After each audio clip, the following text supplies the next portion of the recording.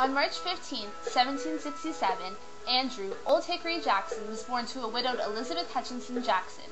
The Revolutionary War, which started 13 years after his birth, was wild and bloody, causing Jackson to join a regiment with his brother Robert. During this time, both brothers were captured by British soldiers and treated harshly as prisoners of war. Jackson was wounded and almost killed for refusing to polish a redcoat's boot. Shortly after being released, both brothers contracted smallpox, and Robert passed away on the journey home. The rest of Jackson's early life was very studious and differed from time to time as he discovered where he fit in the world.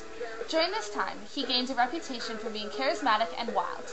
A now orphaned Jackson managed to finish school and become a teacher for 2 years, followed by being a clerk for a lawyer in exchange for access to his books since he wanted to become a lawyer at some point. He became a public prosecutor after his study in Tennessee. At the age of 21, he became interested in what being a gentleman entailed of him.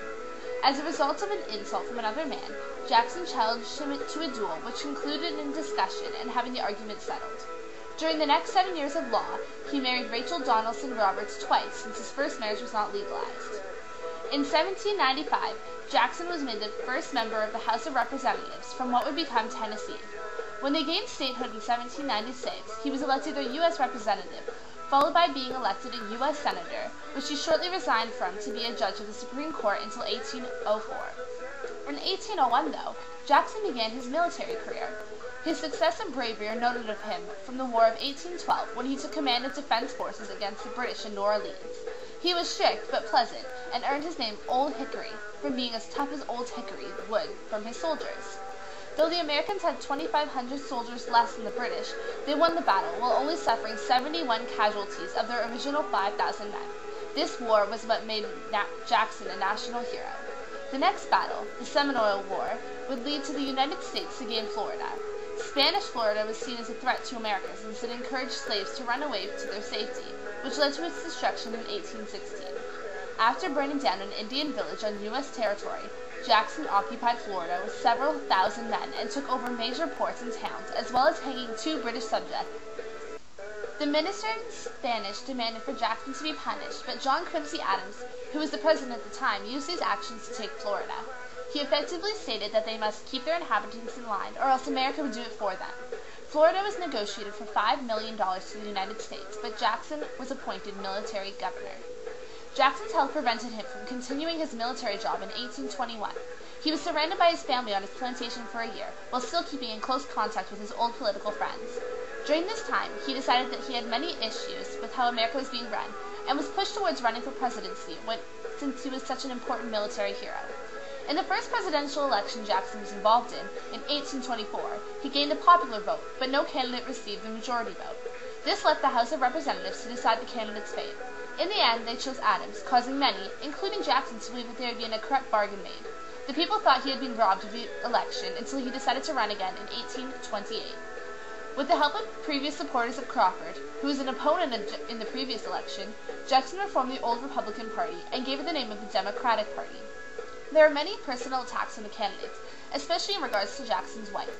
After winning the election, he stated he would forgive those who attacked him personally, but not those that had accused his wife.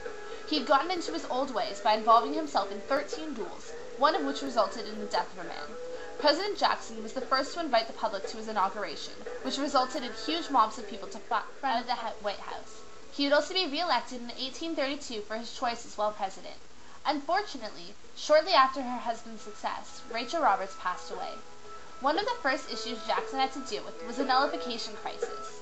During this time, there were tariffs put on manufactured goods produced by the North, since European goods were made more expensive. The Southern states and Vice President John Calhoun saw the tariffs as beneficial to the North and at the expense of the South.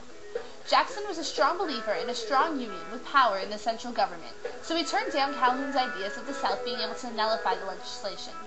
This led to rivalry between Jackson's cabinet and caused Calhoun to resign.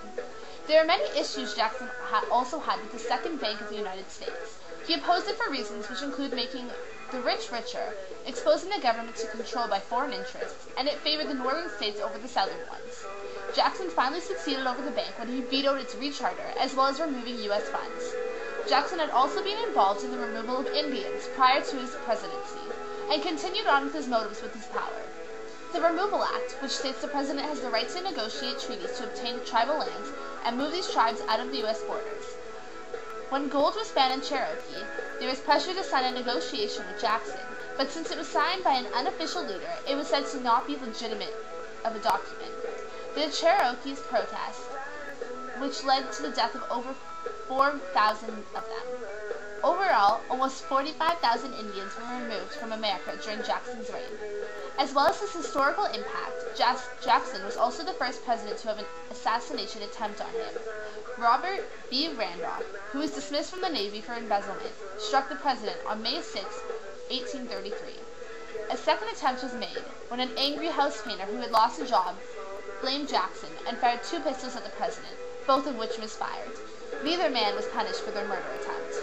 On June 8, 1845, Andrew Jackson passed away due to his chronic illness at the age of 78. Through his life and his presidency, he had received hate from some and admiration from others.